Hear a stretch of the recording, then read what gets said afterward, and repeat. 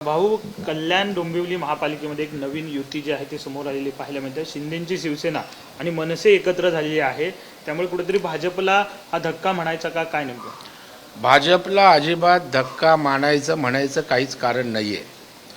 कारण आपण बघाल की शिवसेनेला त्यांचा पक्ष वाढवणं सोबत बरोबर घेण्याचं अधिकार आहे आणि या संदर्भामध्ये माननीय मुख्यमंत्री देवाभाऊंनी स्पष्टपणे या ठिकाणी सांगितलेलं आहे की आम्ही राजकीय निवडणुकीपुरते एकमेकांच्या विरोधात असतो, परंतु निवडणुकीनंतर शहराच्या विकासासाठी जर कोण समर्थन देत असेल, पाठबळ देत असेल तर त्याचं स्वागत असेल. कारण प्रत्येक पक्षाचा उद्देश हा विकासाचा त्या शहराचा अजेंडा असतो आणि त्याच्यामुळे जर विकासाच्या भूमिकेवर त्या ठिकाणी मनसे शिवसेनेसोबत येत असेल आणि महायुतीचा शिवसेनेसोबत भाग बघत असेल, समर्थन देत असेल तर त्याचं स्वागतच त्या ठिकाणी आहे. खरं म्हणजे त्या ठिकाणी भारतीय जनता पार्टी आणि शिवसेना महायुतीचं निर्विवाद बहुमत आहे, त्याच्यामुळे काही सत्ता स्थापनेची अडचण नव्हती. परंतु जर त्यांना आणखी पक्ष वाढवायचा आहे, सोबत आणखी घटक पक्ष घ्यायचा असेल तर आमचा आक्षेप असायचं काही कारण नाही आहे. आणि या संदर्भात श्रीकांत शिंदेनेही सांगितलं आहे, सरकार आम्ही महायुती म्हणूनच त्या ठिकाणी सत्ता स्थापन करू. त्याच पद्धतीनं महायुतीचे वरिष्ठ नेते आमचे प्रदेशाध्यक्ष रवींद्र चव्हाण साहेब देवाभाऊंच्या मार्गदर्शनाखाली शिंदे साहेबांशी संवाद साधून महायुतीची सत्ता त्या ठिकाणी बसेल. पण ज्या पद्धतीनं रवींद्र चव्हाण प्रदेशाध्यक्ष जे आहेत त्यांनी मागच्या वेळी कल्याण डोंबिवलीमध्ये काही पक्ष जे प्रवेश केले होते आणि त्यावरनं वाद जो आहे तो झाला होता आणि त्याआधी आता अशा पद्धतीनं तुमचाच मित्रपक्ष जो आहे तुम्हाला न विचारता वेगळ्यांना सोबत घेतोय, त्यामुळे तुम्ही त्यांच्यासोबत आता तिथे राहणार आहात का किंवा काय स्थिती असेल? खरं म्हणजे निवडणुकीपूर्वी एकमेकांच्या पक्षातली लोक घ्यायचे नाहीत अशा प्रकारचं ठरलेलं होतं, ही वस्तुस्थिती आहे. तथापि प्रत्येकाला आपला पक्ष वाढवण्याचा अधिकार आहे, आपल्यासोबत घेण्याचा अधिकार आहे. परंतु महायुती म्हणून आमची त्या ठिकाणी अभेद्य असेल. सत्ता जी काही कल्याण डोंबिवलीत स्थापन होईल ती महायुती म्हणूनच असेल. असं बोललं जाते की कुठेतरी भाजपला शह देण्यासाठी एकनाथ शिंदे यांच्या पक्षानं हा संपूर्ण खेळी केलेली आहे असं नाही, मला वाटत नाही. भाजप हा एवढा विशाल पक्ष आहे की त्या ठिकाणी भाजपच्या संदर्भात त्या ठिकाणी कोणी काय बोलू शकत नाही. भाजप हा लोकांच्या जीवावरचा पक्ष आहे, त्याच्यामुळे नेत्यांच्या खेळी किंवा नेत्यांचे डावपेच हे भारतीय जनता पार्टीसाठी त्या ठिकाणी दुय्यम ठरतात. आणि शेवटी आमचे मुख्यमंत्री देवाभाऊ आहेत आणि जर त्यांनी खेळी केल्या तर काय त्या ठिकाणी महाराष्ट्राला नीट माहीत आहे. शरद पवारांना पण ज्यांनी राजकीयदृष्ट्या चित केलं तर त्यांच्यासमोर कोण काय खेळी करणार.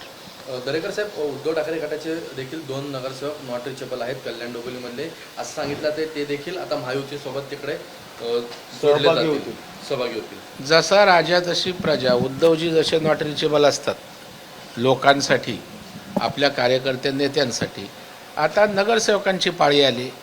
आणि एक लक्षात ठेवा की आता लोकांचा उभाटावर त्या ठिकाणी भरवसा राहिलेला नाही. विकासाच्या संदर्भात त्यांच्याकडून काही होईल असं दिसत नाही. आणि अशा वेळेला जो तो विकासाच्या बाजूनं त्या ठिकाणी मतदारांसमोर गेलेला असतो आणि मग अशा प्रकारच्या गोष्टी त्यातनंच घडत असतात. भाऊ, निवडणुकीमध्ये एकमेकांच्या विरोधात तुम्ही सगळे लढले होतात, मनसे सुद्धा वेगळी लढली होती आणि आता सत्तेसाठी फक्त एकत्र घेणं कितपत योग्य आहे असा एक प्रश्न विरोधक आता विचारतात. नाही, महायुती म्हणून एकत्रितरित्या आम्ही बरोबर घेतलेलं नाही आहे. शिवसेनेने त्या ठिकाणी सोबत घेतलेलं असावं. शेवटी त्यांचे घटक पक्ष वाढवणं त्यांचा अधिकार आहे.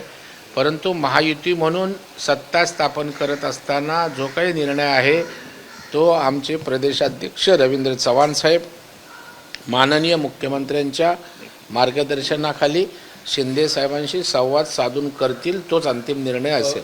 विरोधक असं मुंबईमधील देखील आता ठाकरे गट आहे तो आपल्या नगरसेवकांची नोंदणी करण्यासाठी कोकण भवनला गेला होता. मात्र एक नगरसेविका आहे सरिता मस्के, या त्या ठिकाणी पोहोचल नाही आहेत. त्यांच्याविरोधात आता तशी कारवाई सुरू करण्यात आली आहे.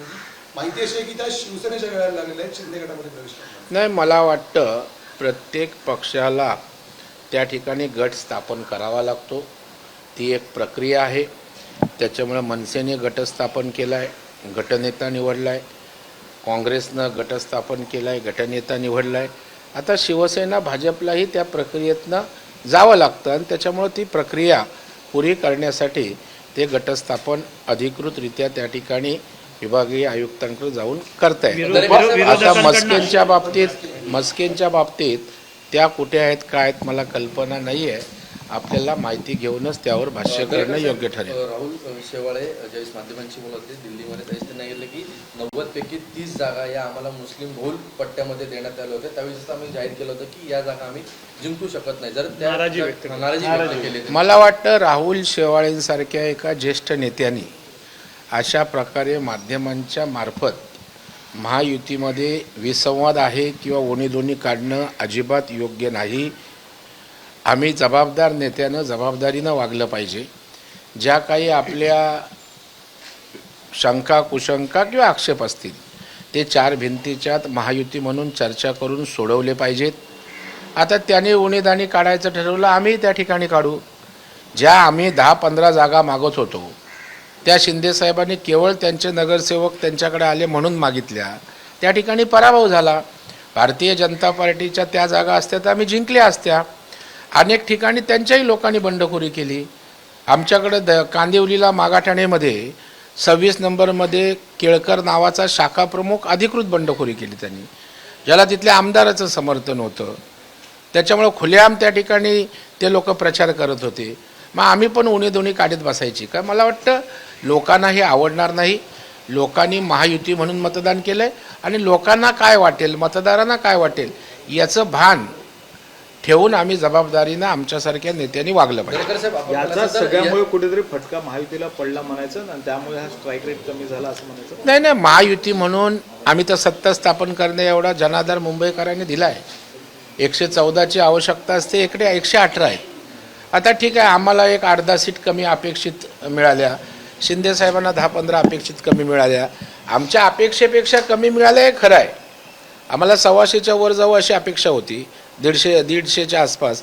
परंतु शेवटी जनतेचा कौल आहे. आज शिंदेसाहेबांच्या 12-13 सीट 1000च्या फरकाने पडल्यात. आमच्या जवळपास 15 सीट 1000च्या मताने फरकाने पडल्यात. एक तर 5 मतांनी गेले, कुठले 20-25 गेले. मग ह्या आमच्या जर 25-30 सीट पकडल्या तर मला वाटतं आम्ही 30-40च्या 130-40च्या वर जातोयच ना. त्याच्यामुळे मला वाटतं लोकांनी योग्य जनाधार दिलेला आहे.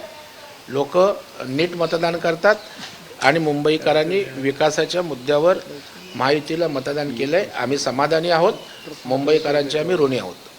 दरेकर साहेब, आपण पाहिलं असेल की ज्या प्रकारे राहुल शेवाळेंनी खंत व्यक्त केली त्याच प्रकारे आता समाधान सरवणकर असतील किंवा इतर नेते असतील ते देखील आता सांगतात की भाजपने आमचं काम केलं नाही आणि भाजपची एक टोळी सक्रिय होती आमचा पराभव करण्यामध्ये. मला वाटतं आता प्रत्येक पक्षाच्या शीर्षस्थ नेतृत्वानं आदेश देण्याची आवश्यकता आहे.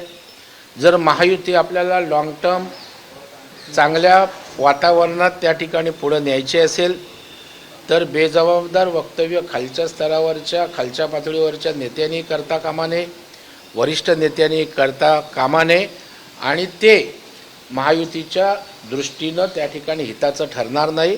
म्हणून मला वाटतं सगळ्यांनी जबाबदारीनं त्या ठिकाणी वागावं. काही आपले राग लोभ आक्षेप असतील 4 भिंतीत महायुती म्हणून बसून सोडवावेत. मुंबऱ्यामध्ये एक MIMची नगरसेविका म्हणतो की मला केला जाईल पुढच्या 5 वर्षात. कसं बघता या सगळ्या वक्तव्याकडे? मुंबऱ्याचाच काय कुठल्याही विभागाचा हिरवा रंग करायला 10 पिढ्या त्या ठिकाणी उतराव्या लागतील. हा छत्रपती शिवाजी महाराजांचा महाराष्ट्र आहे. इथं भगवा रंगच चालेल, भगव्याचंच राज्य त्या ठिकाणी चालेल. अशा फुटकळ काही ठिकाणे आहेत तिथे यश मिळालं म्हणजे अर्ध्या हळकुंडानं पिवळं होण्याची काही आवश्यकता नाही. भगवाच महाराष्ट्रात देशात चालेल हे नक्की. पण यावेळेस MIM मोठ्या प्रमाणामध्ये मुंबईमध्ये देखील वाढलेलं पाहायला मिळतं. कुठेतरी नगरसेवक MIMचे निवडून आलेले आहेत मुंबईमध्ये आणि कालच 2 दिवसापूर्वीच भाजपच्या एका कुर्ल्यामधील कार्यकर्त्यांमध्ये देखील काही फेरीवाल्यांनी देखील हल्ला केलेला आहे. अक्षरशः डोकं देखील फोडण्यात आलेलं आहे. नाही, मला वाटतं MIMला यश मिळालं हे खरं आहे. कारण पहिलं मुस्लिम समाजाचे काही लोक काँग्रेसकडे जायचे, काही त्या ठिकाणी समाजवादी पक्षाकडे जायचे, काही त्या ठिकाणी अलीकडे उभाटाच्या मागे सुद्धा ती लोक गेलेले आहेत. त्यांच्या मिरवणुकीत हिरवे झेंडे नाचलेले आहेत. परंतु त्या ठिकाणी आता हे मुस्लिम मतदार कन्सॉलिडेट होऊन MIMकडे गेला हे खरं आहे. मला वाटतं हिंदुत्ववादी विचाराच्या भगव्या विचाराच्या लोकांनी हे विषय गांभीर्याने घेण्याची आवश्यकता आहे. ते जर एकवटत असतील तर आपण पण ताकदीनं येणाऱ्या भविष्यातल्या वाटचालीमध्ये एकवटायला हवं आहे. हा एक चांगला संदेश या निमित्तानं घेण्याची आवश्यकता आहे. ठीक थँक्यू.